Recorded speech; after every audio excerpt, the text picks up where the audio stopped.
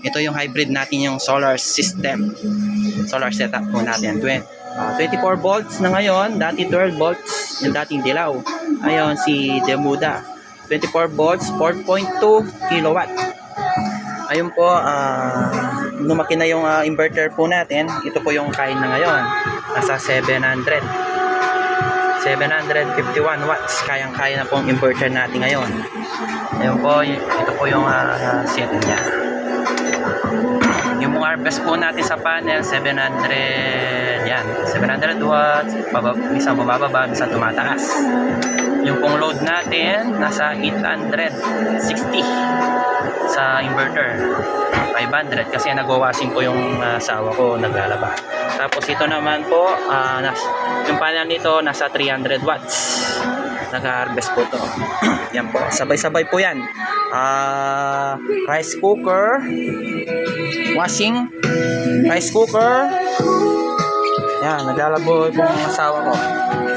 Rice washing, charging ng battery. Yan, i-charge yan sa extension. Saka nagra-rice cooker siya. Yan, rice cooker. Tapos tingnan natin, pasok po natin. Try po natin buksan yung aircon. Yan, aircon. Bubuksan po natin. Hindi pala nakasaksak. Saksak pa po natin.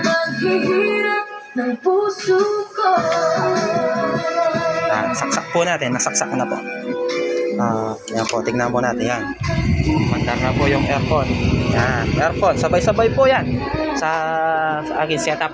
Ngayon po, tumas na po, nasa 1,000 kilowatt ang load po ngayon. Yan, nasa 900, 1,000. Yan, kayang-kaya po yan. Washing, charging ng e-bike, rice cooker, saka isang aircon na 0.6 watts.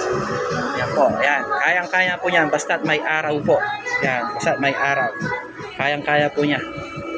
Okay, hanggang dito na lang po. Bye-bye!